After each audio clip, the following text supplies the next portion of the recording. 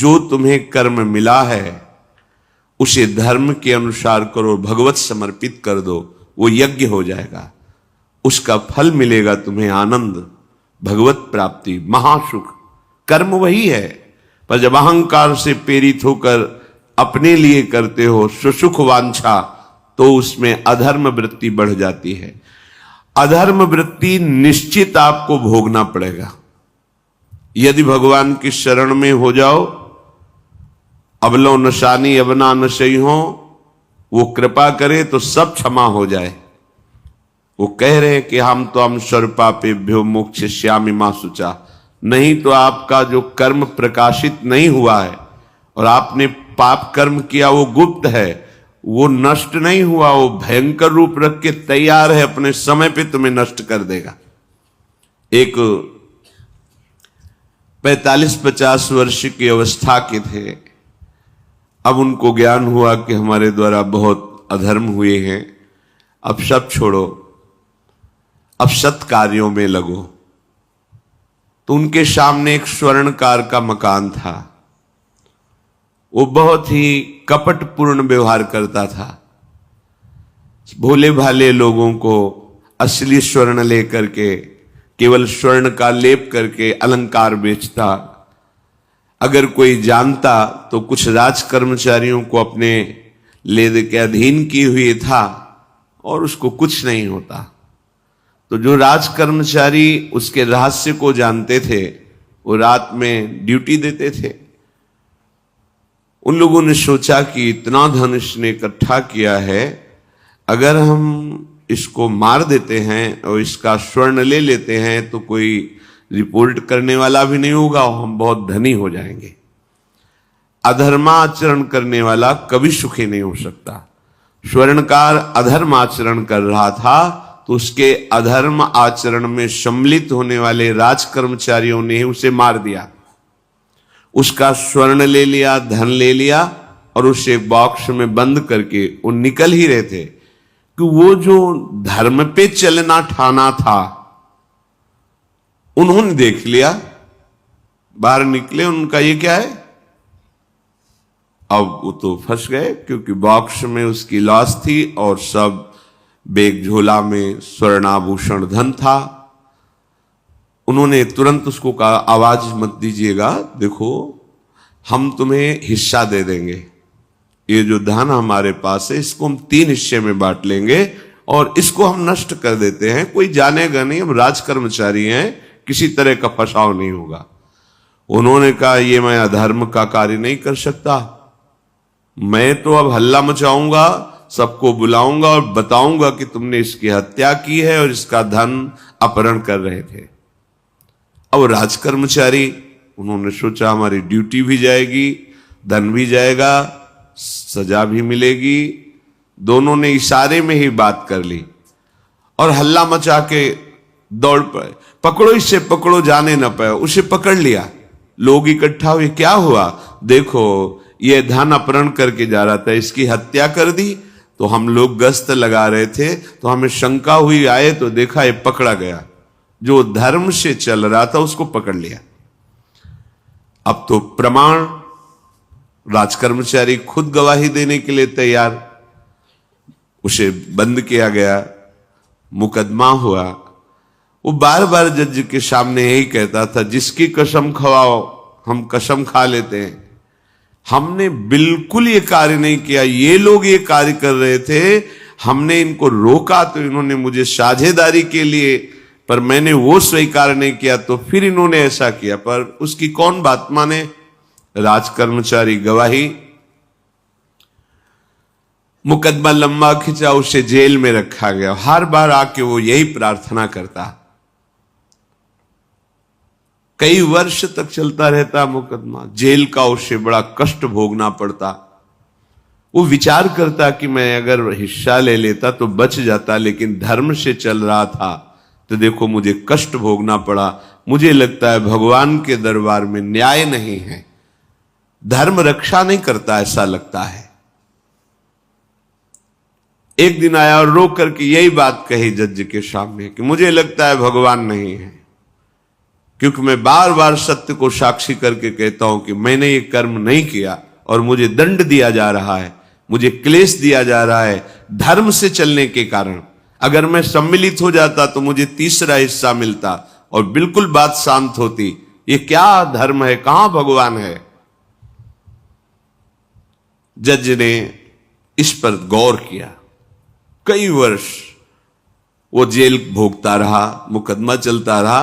तब जज ने गौर किया कि बार बार ये कहता है इसकी जांच की जाए, तो हत्याकांड होते ही रहते हैं।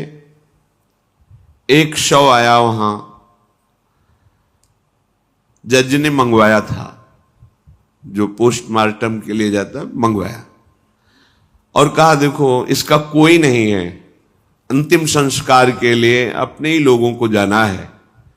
तो 2 कर्मचारी जो थे सरकारी, जो स्वर्ण चोरी में सम्मिलित थे, उनको और उसको कहा कि बस तुम थोड़ी देर नदी के किनारे बैठे रहना, हम और लोगों को लेकर के आते हैं। और एक आदमी को छुपा के बैठा लिया और राज कर्मचारी नदी के किनारे शव को लेकर बैठे। उसको देखा जिसको बहुत कष्ट दिया जा रहा था, सारा आरोप उसके ऊपर था, जो धर्म से चल रहा था। उसे कहा माना नहीं ना, अगर मान लेता तो तीसरा हिस्सा भी मिल जाता, बात वहीं खत्म हो जाती है। देखा, फंसा दिया, तेरे को आजीवन कारावास मिलेगा, कोई नहीं बचा सकता तेरे को। मेरी बात नहीं मानी, कह रहा था हल्ला मचाऊंगा, ऐसा वैसा, अब भोग। तो जज के द्वारा जो एकांत में बैठाला हुआ आदमी था, उसने पूरी बात सुनी। इसीलिए ये नाटक रचा गया था।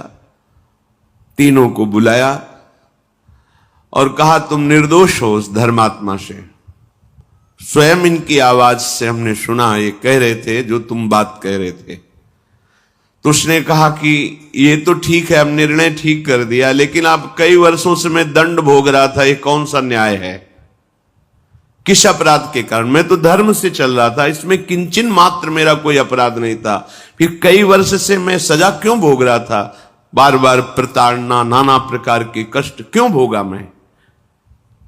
जज ने कहा तुम हृदय को साक्षी करके बताओ, क्या कोई ऐसा अपराध किया है जिसका प्रकाश ना हुआ और तुम्हें दंड ना मिला हो?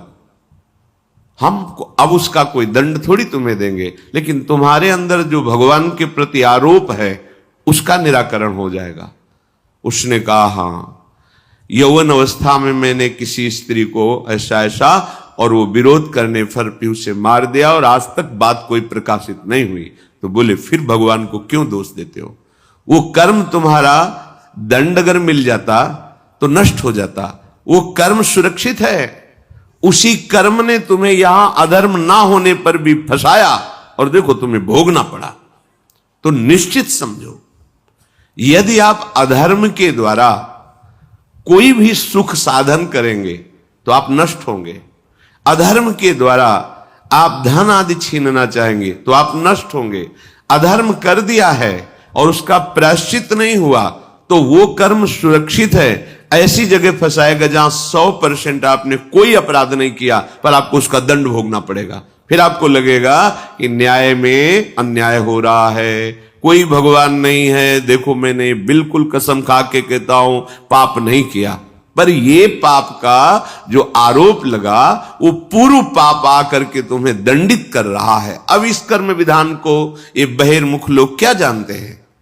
तभी कहते हैं अरे कहां भगवान, कैसे भगवान? आज तुम धर्म से चल रहे हो, लेकिन कल तुमने जो कर्म किया तो तुम शरणागत होकर भजन के द्वारा उसको नष्ट नहीं किया ना, तो सुरक्षित है। अवश्य में भोक्तव्यम कृतम कर्म शुभाशुभम। इसलिए श्री भगवान आदेश कर रहे यज्ञार्थात् कर्मणोन्यत्र लोकोयम कर्म बंधनः तदर्थम कर्म कौन्ते मुक्त संगः समाचर। मुक्त हो जाओगे, न काम तुम्हें अधीन कर पाएगा, न पाप अधीन कर पाएगा, परमानंद में डूब जाओगे। केवल प्रभु के लिए कर्म करो। ये अगरबत्ती, धूप बत्ती, आरती, पूजा, प्रभु को अपना नहीं माना तो ये थोड़ा शुभ कर्म बन गया, बस ये तुम्हारा प्रायश्चित नहीं होगा। जो तुमने अधर्माचरण के अगरबत्ती धूपबत्ती से खत्म होने वाले नहीं हैं, उनके लिए तुम्हें नाम जप करना पड़ेगा, नाम कीर्तन करना पड़ेगा। नाम कीर्तनम यस्य सर्व पाप प्रणाशनम, समस्त पापों का नाश करने में समर्थ है। राधा राधा राधा, कृष्ण कृष्ण कृष्ण, गोविंद गोविंद गोविंद। भगवन नाम, अगर भगवन नाम का आप निरंतर जप करने लगे तो आप स्वयं तर जाएंगे और लोगों को तार देंगे। मम भक्तियुक्तो भुवनम पुनात सतरति सतरति सा लोकान तारयति। जो भी कर्म कर रहे हो वो भगवान के लिए भावना करो, उस कर्म को भगवान को समर्पित करो, तो तुमसे पापाचरण नहीं होगा। जो पापाचरण हो गए हैं 10 मिनट केवल बैठ करके अपने घर में ही ताली बजा के मंजीरा लेकर के, इसे नाटक मत समझो, आडंबर मत समझो। नहीं, जो आडंबर और नाटक किए हैं ना, वो जब अपना नाटक फैलाएंगे तो तुम उस नाटक से निकल नहीं पाओगे। माया का नाटक है। भगवान नाम कीर्तन, ये जो लोग कहते हैं ना कि भगवान तो हृदय में बैठे, दिखावे की क्या जरूरत है। अगर इतना बोध हो चुका है भगवान हृदय में बैठे, तब तो आप सिद्ध हो गए। केवल वाणी से बोल रहे हो, मन मानी आचरण कर रहे हो, दुर्गति को प्राप्त हो रहे हो, तो है ना सबके हृदय अछत अविकारी, पर सकल जीव जग दीन दुखारी। सबके हृदय में बैठा है, पर दुर्दशा रोक रहा है क्या वो? क्यों? क्योंकि तुम केवल बातों से कहते हो तो सबके हृदय में बैठा है। ऐसा अनुभव किया? अगर ऐसा अनुभव किया तो बेविचार किसके साथ करते हो, चोरी किसकी करते हो, हिंसा की, कपट किससे, द्वेष किससे? बस केवल बातों से बात नहीं बनती। ये कर्म बातों से नष्ट नहीं होता, इसके लिए अनुष्ठान करना होगा नाम का। चाहे जैसी परिस्थिति हो, चाहे जो हो, जैसे भी हो, तुम्हारा मंगल होगा। अहोबत स्वपचतो गरीयान यज्जिभ्यागे वर्तते नाम तुभ्यम। वो नीच आचरण करने वाला, अभक्ष पदार्थ खाने वाला भी यदि भगवान नाम उच्चारण करता है तो परम पावन हो जाता। अहो, आश्चर्य की बात, बड़े बड़े प्रायश्चित जिसे पावन नहीं कर सकते, भगवान नाम उसे पावन कर देता है। जय शीत हरिवंश विचार के मनुज देह गुरु शरण गही, सकई तो सब पर पंच तज कृष्ण कृष्ण गोविंद कही। कृष्ण कृष्ण गोविंद क्या जाता है? हम तो ये नहीं कह रहे कि तुम नहा के जपो, तुम ऐसा जैसे हो जहां हो, गोविंद गोविंद राधा राधा राधा वल्लभ श्री हरिवंश, तुम पावन हो जाओगे प्यारे। तुम्हारी दुर्गति, तुम्हारी विपत्ति, तुम्हारी उन्नति में जो बाधक कर्म है उनको नष्ट करो। किसी से भीख मांगने की जरूरत नहीं, कृपा की। अगर नाम जप नहीं तो कहीं भी भाग के चले जाओ, देख लो तुम्हें क्या मिलता है। नाम जप करो, तुम स्वयं देने वाले बन जाओगे, मांगना मिट जाएगा जन्म जन्म का। विश्वास करो, जैसे भी हो। नहीं छोड़ पा रहे गंदी बातें, शुरू करो, नाम को तो अंदर लाओ, वो तुम्हें इतनी सामर्थ्य देगा, सब छूट जाएगा, सब छूट जाएगा। विश्वास करो। आज तक जितने बड़े बड़े ऊंचाई के पद पर पहुंचे हुए महात्मा हैं, सबके मूल में नाम पाया गया। निरंतर नाम जप, निरंतर अभ्यास करने से होता है। विश्वास करो, इसके बराबर न तीर्थयाटन है, न कोई अन्य साधन है। नाम कलयुग केवल नाम आधारा, सुमिर सुमिर नर उतर ही पारा। जिसने नाम का आश्रय ले लिया महासुखी हो गया। पर जब तक तुम्हारे पाप कर्म भस्म नहीं होते, तब तक तुम्हें आनंद नहीं मिलेगा। इसलिए विश्वास करके दीर्घ काल तक सम्मान पूर्वक, आदर पूर्वक हृदय में नाम जप करो। जब पाप वासनाएं नष्ट हो जाएंगी, पाप प्रवृत्ति नष्ट हो जाएगी, तब आनंद की धारा, तुम्हें कोई भी विपत्ति, कोई भी संकट परास्त नहीं कर पाएगा। प्रश्न होता है कि हम बहुत प्रयास करते हैं पर सफलता नहीं मिलती। प्रयास को कहते हैं पुरुषार्थ, और सफलता नहीं मिली उसको कहते हैं प्रारब्ध। कभी कभी प्रारब्ध बहुत जोर का होता है, जो बड़े बड़े ऋषि मुनियों के ऊपर भी हावी हो जाता है। पर पुरुषार्थ व्यर्थ नहीं जाता। यदि वो सत है तो तुम्हारा पुरुषार्थ भी तो असत है। अगर राधा राधा बीच में बोलते रहो और प्रभु की भावना कर लो कि 8 घंटे से जो काम कर रहा हूं वो समय और वो कार्य दोनों प्रभु को समर्पित करते हैं, अब ये सत्य पुरुषार्थ हो गया। अब प्रारब्ध को बदलने की सामर्थ्य आ गई तुम्हारे पुरुषार्थ में। खिलवाड़ नहीं है जो तुम एक भी कर्म करते हो, वो कर्म सुरक्षित है, वो तुम्हें दंड दे के रहेगा या तुम्हें सुखी करके रहेगा। असत है पाप है तो दंड देगा, सत है सुकृत है तो सुखी करेगा। विश्वास मानिए, ये सत्य वार्ता है, ये कोई चाटुकारिता की बात नहीं है। सत्य सत्य रहता है, चाहे जो युग हो चाहे जो समय हो, सत्य अपना प्रभाव दिखा के रहता है। इसलिए भगवान का आदेश है, तुम्हारा जीवन भगवत प्राप्ति के लिए, आनंद में डूबने के लिए, मस्त होने के लिए मिला है।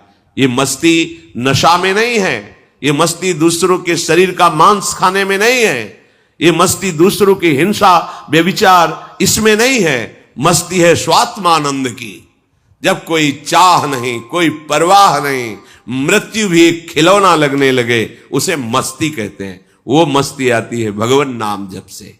शुद्ध ज्ञान का प्रकाश हुआ, मरने का भय खत्म हो गया, क्योंकि शरीर राग नष्ट हो गया। इसलिए सावधान होकर जो जहां जैसी भी परिस्थिति में हो, भगवान नाम सदैव अपने पास रखो। राधा राधा कृष्ण कृष्ण गोविंद गोविंद, देख लेना, निहाल हो जाओगे, निहाल हो जाओगे, मस्त हो जाओगे। हमारी बात मान लो, हमारी प्रार्थना मान लो, कुछ इसमें नहीं लगता। इसमें न पैसा देने की बात कह रहे, ना कोई संयम नियम की बात कर रहे। जैसे बने, मन नहीं लगता, मत लगने दो, ये बड़ा दुष्ट है, ये लगता है हमें दुर्गति कराने के लिए। अगर इसकी हां में हां मिलाओगे तो ऐसे निंदनीय कर्म कराता है, घृणा होती है अपने मन से।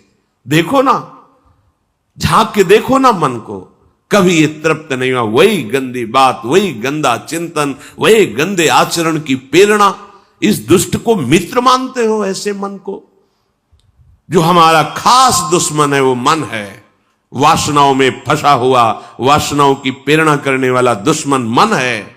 इस मन को डंडे से मारो। डंडा है हरिनाम, जितना जपोगे मन उतना ही सावधान रहेगा। कृष्ण कृष्ण गोविंद गोविंद गोविंद निरंतर रटन करो। राधा राधा राधा, क्या जाता है? जिह्वा से नाम उच्चारण कर रहे, शरीर से अच्छे कर्म कर रहे हैं, विचार अपने आप पावन होने लगेंगे। विचार पावन हुआ तो महात्मा हो गया, चाहे वो गृहस्थ हो चाहे वो विरक्त हो। तो ध्यान दीजिए, हमारे पुरुषार्थ को प्रबल करने वाला और प्रारब्ध को नष्ट करने वाला एक ही महान समर्थ है, भगवान नाम। इसके सामने कोई साधन बराबरी नहीं कर सकता। ये महामहिम नाम भगवान का है, भगवान को भी अधीन करने की सामर्थ्य रखता है। ये जो निकृष्ट भाव बैठा हुआ है, बेटी हुई उदास हो गए, लड़का हुआ थाली बजाओ घंटा बजाओ, जिससे बहुत बड़ा, बिल्कुल ठीक नहीं है। ये बेटा होता किससे है? बेटी से ही होता है। तुम किससे हुए हो? किसी मां से हुए हो। वो क्या थी? किसी की बेटी ही थी। कैसी मूर्खता छा गई है, गर्भस्थ बेटी की कोई परवाह न करके उसको, ये क्या है?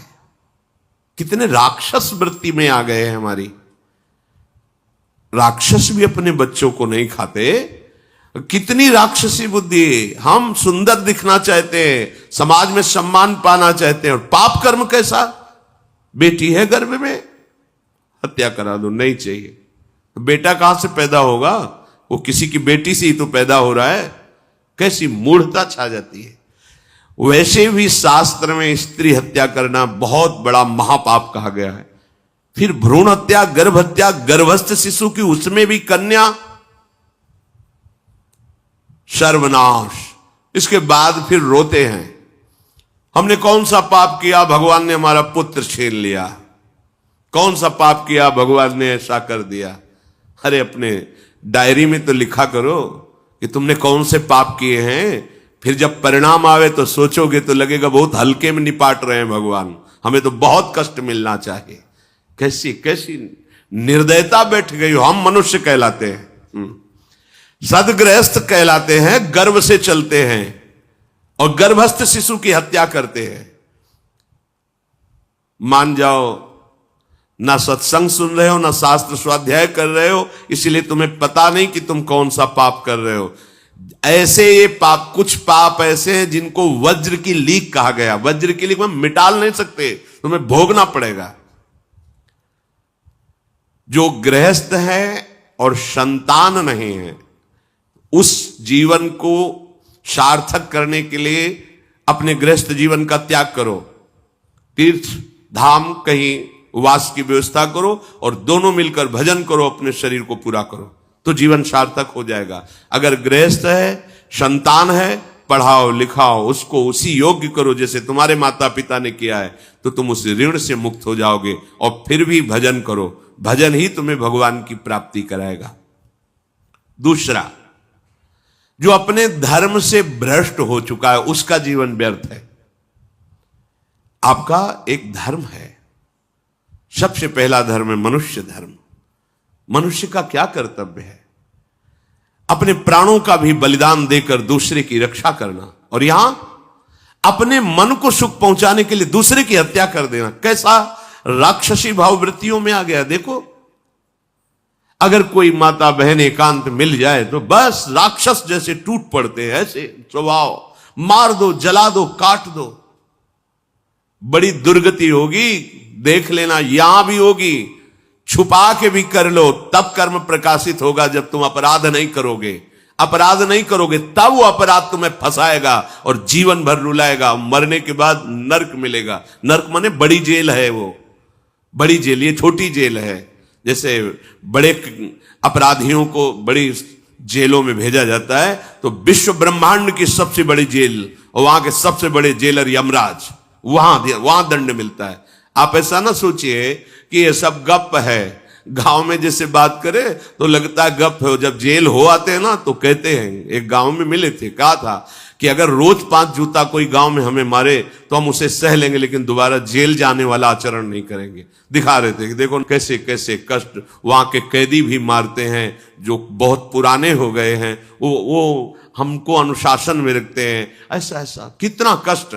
अब वो गया ना तो भोगा, अब माया के कारण स्मृति नष्ट हो गई नहीं, सैकड़ों बार अपने भी भोग के आ रहे हैं नरक।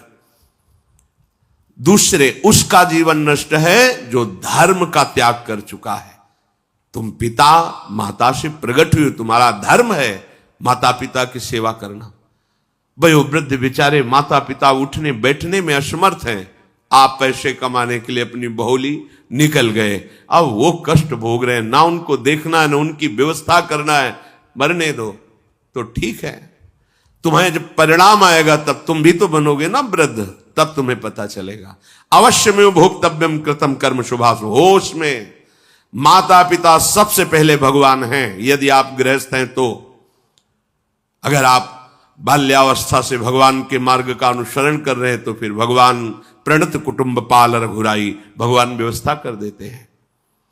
वैराग्य मार्ग में लौटकर पीछे नहीं देखा जाता। हमारे भगवान के अवतार मानेंगे महाप्रभु चैतन्य देव, नवयुति विष्णु प्रिया जी माता सची छोड़ के चल दिए। आद्य गुरु भगवान शंकराचार्य भगवान के अवतार मां केवल छोड़ के चल दिया। भगवान के मार्ग में यदि ऐसे चले तो भगवान संभाल लेते हो, परम पद मिलता है 21 पीढ़ियों को। मां तो बिल्कुल नजदीक है, 21 पीढ़ियों को भगवत प्राप्ति हो जाती है। और शब्द है प्रणत कुटुंब पाल रघुराई, भगवान स्वयं उसके परिवार का पोषण करते हैं। पर यदि गृहस्थ धर्म में हो और अपने माता पिता का त्याग कर दिया, उनकी सेवा नहीं करते, वो दुख भोग रहे, तो नरक यंत्रणा मिलेगी और जीते जी तुम उन्नति को प्राप्त नहीं हो सकते। तुम्हें भले उन्नति दिखाई देती हो, बाद में परिणाम देख लेना आप।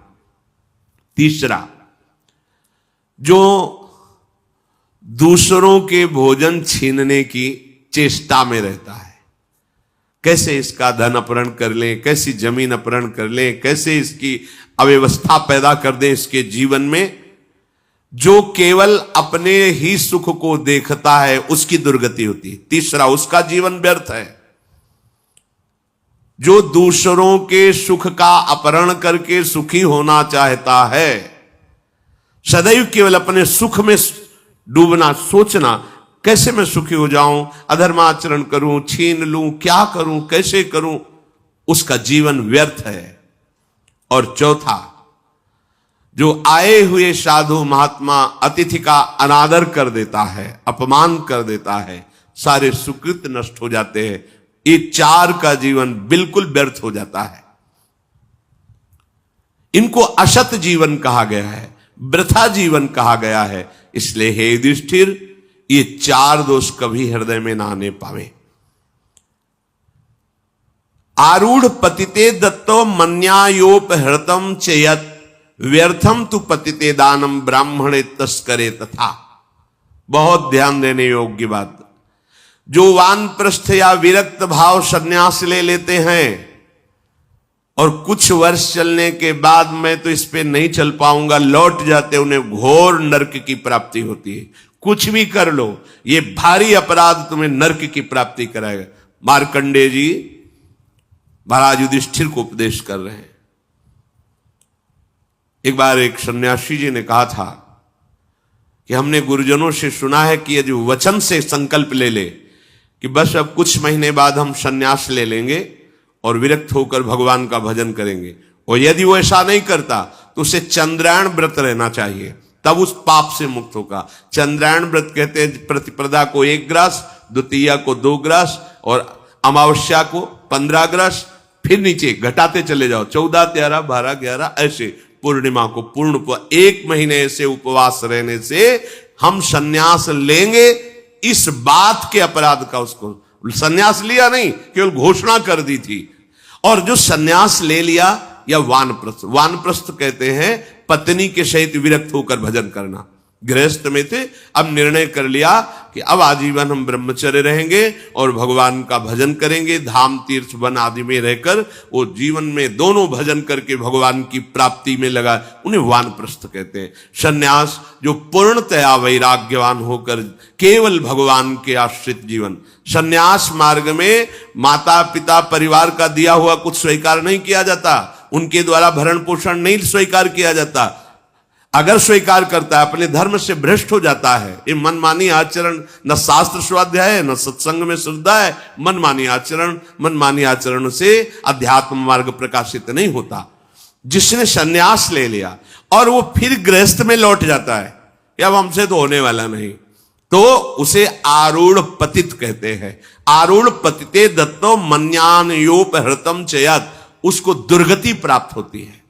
इसलिए होश में, ये मार्ग ऐसा नहीं अब हमारा मन नहीं लगता, अरे अहो भाग्य है कि तुम्हारे भाग्य से विषय भोग मिटा दिया भगवान ने, तुम्हें परमार्थ का मार्ग दे दिया। जिसको छोड़ना कठिन है भगवान ने उसे काट दिया, चलो मेरे मार्ग में चलो। हम मनमानी आचरण नहीं, बिल्कुल नहीं।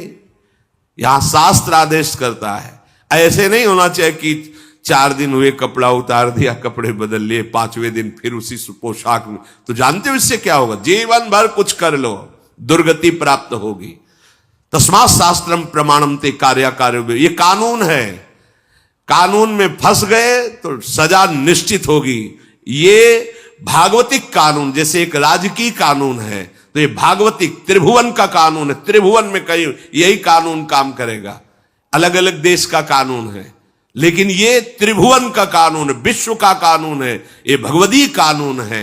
अगर इसमें फंस गए तो निकलना मुश्किल हो जाएगा। बहुत शास्त्र के अनुसार चलो। तो जो वानप्रस्थ या सन्यास लेकर के पुनः गृहस्थ धर्म से युक्त हो जाता है, उसकी दुर्गति निश्चित हो जाती है। आप तुम वो कर ही नहीं पाओगे। जैसे कहते हैं अब मंत्र ले लिया, आप क्या जाने की जरूरत है? मंत्र प्रकाशित ही नहीं होगा, जप ही नहीं पाओगे। लिख के देख लो, ये शब्द लिख लो, मंत्र नहीं प्रकाशित होगा, जप ही नहीं पाओगे। खिलवाड़ है परमार्थ चलना। एक एक अक्षर में अगर त्रुटि हो जाती है तो छाती जलेगी। कैसे गलती कैसे होगी? एक अक्षर भी अगर शास्त्र सम्मत इष्ट प्रेरित है, हृदय शीतल रहेगा, परमार्थ प्रकाशित रहेगा। ये मार्ग है। अब कौन शास्त्र स्वाध्याय करता है? कहां में सत्य चर्चा सुनने को मिलती है? भगवत कृपा है जो सुनने को मिल रही, इसको हृदय में धारण करो। जो जीवन हमें भगवान ने दिया है, ये निंदनीय जीवन नहीं है, ये रोने वाला जीवन नहीं कि हाय हमें दूल्हा नहीं मिला, दुल्हन नहीं मिली, हाँ संसार के भोग नहीं मिले, परिवार। बड़ी कृपा हुई, जिस दलदल से हम नहीं निकल सकते थे, नहीं निकल पाए अनंत जन्मों से, आज हमारी लाडली ने फूल जैसा मुझे अलग कर दिया। ये गृह कारज नाना जंजाला, ते अति दुर्गम शैल विशाला, ये शर्म आवत अति कठिनाई, राम कृपा बिनु आए न जाई। भगवान ने तुम पर कृपा की, तुम्हें नाचना चाहिए कि रोना चाहिए? विषयों को देख देख कर जलते हो, भोगने की लालसा रखते हो, कैसा जीवन, व्यर्थ जीवन। बिल्कुल नहीं, सावधान, तुम्हारा जीवन भगवान के लिए, तुम्हारे भाग्य में श्री जी लिख दी गई है। आह, हमें नाचना चाहिए। हमारे भाग्य को बदलकर प्रभु ने अपना चरणारविंद, अपना धाम, अपना नाम, अपनी सेवा दे दी। धिक्कार है अगर ऐसे होने पर भी ललचाए और उस मार्ग की तरफ जाए जहां से श्री जी ने निकाल लिया है। तो जो वानप्रस्थ या संन्यास धर्म स्वीकार करके पुनः गृहस्थ धर्म का आश्रय ले लेता है, उसकी नारकी गति होती, दुर्गति होती है। और जो पापाचरण करके, अन्याय से, अधर्म से छीन झपट करके धन, और सोचता है उसमें कुछ दान कर देंगे। जैसे किसी ने प्रश्न किया था ब्लैक और व्हाइट, कि अब हम तो ब्लैक और व्हाइट का मतलब काला और सफेद समझते हैं, तो काला धन का मतलब होता होगा अधर्माचरण या जो राजकीय विभाग से पास ना हो, उसे ही काला धन कहते होंगे। तो काला धन काला ही रहता है, कोई व्हाइट नहीं कर सकता उसे। जमा कर लो, एक समय आएगा कि ट्रक में लद के सब चला जाएगा, तुम भी लद के चले जाओगे। अगर वो समय ना आया तो यमराज के दूत तुम्हें ले जाएंगे, सब यही पड़ा रहेगा। होश में चलो। दान किसे कहते हैं? खूब मेहनत करो, धर्म से कमाओ, फिर उससे एक रोटी की व्यवस्था किसी की भी कर दो, उसे सतदान कहते हैं। लाखों बेईमानी से कमाए, अधर्म आचरण से दूसरों को चूस चूस के ऐसा दुख दे कर फिर सोचा कि लाख में 10,000 दे देते हैं, व्हाइट हो जाएगा। व्हाइट नहीं हो जाएगा, ये और तुम्हारे ऊपर आक्रमण कराएगा, क्योंकि जिनको दे रहे हो उनकी भी बुद्धि तो भ्रष्ट होगी, तो तुम्हारा धर्म बनाना, हाँ, व्हाइट नहीं होगा, फाइट होगी। अब मार पिटाई शुरू करवाएगा, वो ऐसे आचरण करवाएगा, जहां जाएगा वहां खोपड़ी फोड़ेगा। उसका परिणाम जब आपके आएगा तो आपकी खोपड़ी फूटेगी।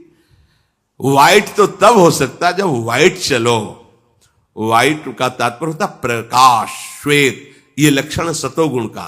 सात्विक भाव से चलो, मेहनत की कमाई से, पसीना चुहा के खूब मेहनत किया और फिर किसी को दिया, तुम्हारा परिवार उन्नतिशील रहेगा, तुम्हें लोक परलोक में सुख प्राप्त होगा। अन्याय से कमाए हुए धन का दान पतित कर देता है, पतित कर देता है। अब इसमें एक उपाय है, मुझे पता नहीं था, प्रमादवश मेरे से गलती हो गई, कभी जीवन में गलती नहीं करूंगा, अब सुधार के लिए करो, हो जाएगा। मुझे पता नहीं था, मैंने कभी सुना ही नहीं था, बस यही था कि धन प्राप्त करूं, धन प्राप्त करूं, और गलती हो गई। अब मुझे पता चला कि मैंने गलत किया है, तो अब लो नशानी, अब ना नशे करो, गौ सेवा, संत सेवा, ठाकुर सेवा, गलती आगे से नहीं करूंगा। ये एक सूत्र बहुत बड़े, अबलो नशानी अबना नशे, ये सबको पावन कर देता है, सब कुछ पावन कर देता है। पर ये ऐसा नहीं कि हम 100 कमा रहे हैं बेईमानी से तो 10 देते रहेंगे तो 90 व्हाइट होते रहेंगे, ऐसा कदापि कहीं नहीं लिखा। ये शास्त्र है, तस्मात् शास्त्रम प्रमाणन्ते। कई बार लोग प्रश्न करते हैं इस विषय का, ध्यान से सुन लो। अन्याय से कमाया हुआ धन अगर उसे हम दान भी करते हैं तो वो पतित ही करेगा, गिराएगा ही, किसी काम का नहीं है। आगे वर्णन कर रहे हैं कि धर्म से कमाया हुआ दान अगर ऐसे को दोगे तो वो भी व्यर्थ हो जाएगा। कैसा? मिथ्यावादी, पापाचरण करने वाला, झूठ बोलता है, पापाचरण करता है, और आप उसे दान कर रहे हैं, बाद में वो पाप करेगा तो उसका फल आपको मिलेगा। उसके पाप के बढ़ावे में आप साझेदार हुए, आपका जो दान था उसके पाप में बढ़ावा देगा, आपको उसको साझेदारी का फल भोगना पड़ेगा। कृतज्ञ, जो दूसरे के किए हुए को उपकार को नहीं मानता, अभिमानी और मदिरा पान करने वाला, अब आपसे पैसा लिया, शराब पिया, गंदे आचरण किए, आप उसके हिस्सेदारी बने। ऐसा थोड़ी दान की कोई मांग रहा है दे दो, बहुत पात्र और अपात्रता का निर्णय करके दिया जाता है। ऐसे नहीं कि मांग रहा है तो देना ही पड़ेगा, नहीं, हमें अधिकार समझ में आवे कि हमारे द्वारा दिए हुए धन का सदुपयोग हो रहा है, वहां पात्र देख करके धन आदि का दान किया जाता है। जो पतित हो चुका है, जो अधर्म व्यवसायी है, जो तमोगुण से आवृत रहते हैं और अंदर क्रोध भरा रहता है, अहंकार पूर्वक दान करते हैं, मेरा सम्मान हो, ऐसे का दान ही नहीं स्वीकार करना चाहिए। ऐसे का दिया हुआ दान व्यर्थ हो जाता है, उसे निश्चित अन्य योनियों में जाके कष्ट भोगना पड़ता है। तामसी अहंकारी दान करने वाला परिणाम में दुख ही भोगता है। मैंने दिया, ये मैंने बनवाया, ये मैंने किया, ये तमोगुण का लक्षण अहंकार है। श्रेष्ठ मंत्रवेत्ता सतमार्ग में चलने वालों को दैन्य होकर छुपा कर दान देना, ये उत्तम लोगों की प्राप्ति कराने वाला है। देखना है, धर्म से चलता है। हम जो धन देंगे उसका धर्म में प्रयोग होगा।